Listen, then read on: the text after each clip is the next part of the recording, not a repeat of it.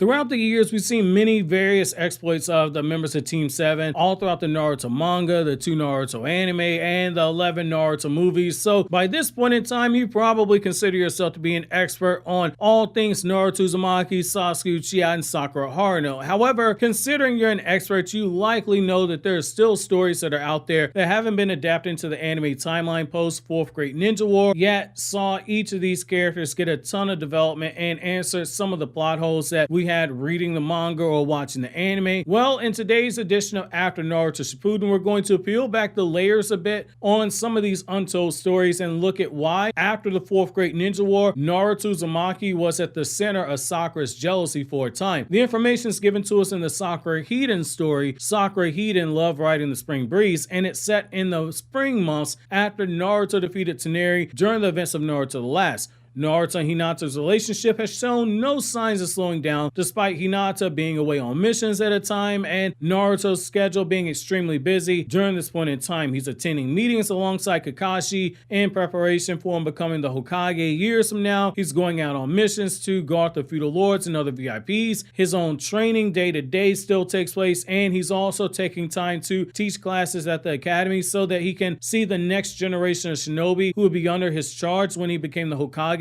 years later in the timeline. Though it's only been a few months, Naruto and Hinata are already engaged to be married, and the wedding invitations have already been sent out. So things are getting very serious very quickly. While there was a period where everyone teased Naruto for taking so long to see what everyone else did about Hinata's feelings for him, which were obvious to anyone who had ever paid attention to it, the wedding invitations being sent out gave a sense of finality to it, and it was a clear sign that the generation underneath Kakashi was finally beginning to move into adulthood and start their own families, with Sakura and Haruka even taking the time to give Naruto cooking lessons so that he could impress Hinata with a home-cooked meal by the time they got married in a few months' time. However, in the scene I'm going to share with you guys, Sakura's just stepped in to stop Naruto from derailing his first date with Hinata in a few months, and while Sakura's intentions were justified, she totally misses the reason that Naruto invited her to dinner with himself and Hinata, which was supposed to just be a private dinner with those two, but Naruto asked Sakura to join. Naruto had seen the same things that both Ino and Tsunade had noticed about Sakura. In the time after the 4th Ninja War, in particular during the 2 years that Sasuke's been away from the village, Sakura has thrown herself into an unhealthy obsession with working, with training, and efforts to reform the medical system throughout the ninja world. Most of her days are spent carrying out one of these 3 things, and she just finished opening up one of the first medical clinics that focuses on mental health for children and reforming the Land of Fire's hospitals from the ground up, and she's about to set forward towards the Land of Wind at the request of Gar to start something similar in the Sand Village and then the hospitals in the Land of Wind. Naruto saw the unhealthy work habits, the constant training, and how Sakura is trying to distance herself from her old teammate, and he wanted to do something about it, which brings us to the root of Sakura's problems and her jealousy for Naruto. With the scene and the context finally being set is here, I'm going to begin reading the selected passage from the novel, then I'm going to come back to you guys with my thoughts, and it's here I'm going to begin quoting. She watched as they walked off down the market street. Naruto made a joke and Hinata laughed loudly. They looked so happy. Lucky, Sakura thought unconsciously. She could not think about it. The feelings she couldn't share built up in her heart and turned into sighs. At times like this, her brain inevitably turned towards work. The papers she still had to go through, the reports she could take a look at. Noticing that she had slipped into work mode without even realizing it, she grinned. This is why Ino was so worried, Sakura thought. End quote. So it doesn't take a 400 level IQ like Shikamaru to figure out what's made Sakura turn into a workaholic, into someone who spends more time than normal training and is focused on revamping hospitals and setting up clinics that specialize in mental health, with particular emphasis being placed on children, and trying to get these clinics open up all across the ninja world itself. It's Sasuke being gone away from the village, but it's more than just she's looking around and she's watching Ino's relationship with Sai take off. Shikamaru's been seeing Tamari in private, but everybody knows it. Naruto's engaged to Hinata, and even Shoji's begun dating Kaori seriously enough that he's taking long trips to the Land of Lightning to visit her in the Cloud Village. It's easy to say that Sakura is just jealous of everyone, that everyone was in a relationship besides her, but the truth is a little deeper when you dig into it. When Sasuke left the village, he left with a sense of purpose. In Naruto chapter 699, he was going to both earn his redemption and seek answers to what it means to be a shinobi, see the true damage that the shinobi system had done abroad, and gain answers answers to what made the various members of the Akatsuki fall to the levels that they did, and if it would have been possible for any of them to be saved from the darkness if they would have had a Naruto Uzumaki who never gave up on them, like how Naruto never gave up on Sasuke. Sakura's trying to fill that void by training to go stronger, but also by using the time that she spent visiting Sasuke when he was being locked up. It added another fire burning inside of her. Anyone who knows Sasuke's story knows that the night of the Uchiha Massacre absolutely changed him, and it wasn't for the better either. That one night mentally destroyed him, and it altered his life path. The same with the shinobi system and the darker aspects of it. As Kakashi said in Naruto's manga, Sasuke, by the time he reached the 5 Kage summit, was a byproduct of the failed shinobi system. As Sakura visited Sasuke in private at that prison, speaking to him until the guards entered to strengthen the seals on his body and over his Rinnegan, Sakura would take those small talks and the stories of the children who were orphaned after the war because their parents were killed, or they were children whose towns were destroyed after the war because, as a reminder, 3 small countries had to be evacuated so the Alliance could have a battlefield to fight against the Zetsus and the Edo Tensei army, and she treated those who came out of Madara's Infinite Tsukiyomi mentally shattered because they left a dream world and saw a broken world and dead bodies all over the battlefield. It made her think about those words that Sasuke and Kakashi each said to her. The ninja system was flawed, and she was trying to put so much emphasis on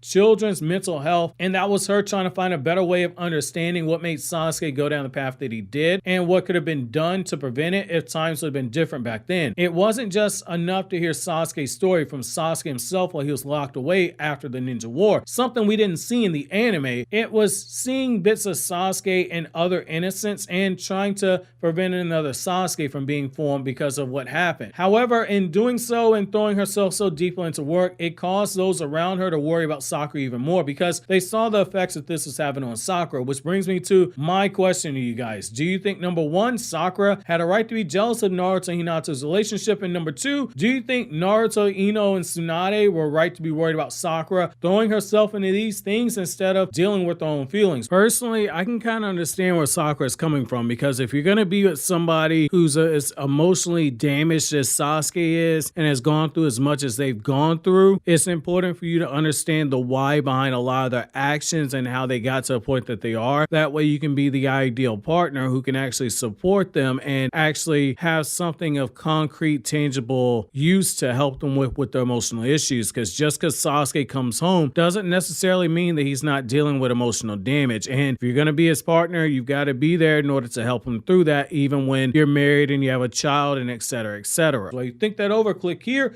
to watch these other videos from the After Naruto Shippuden playlist.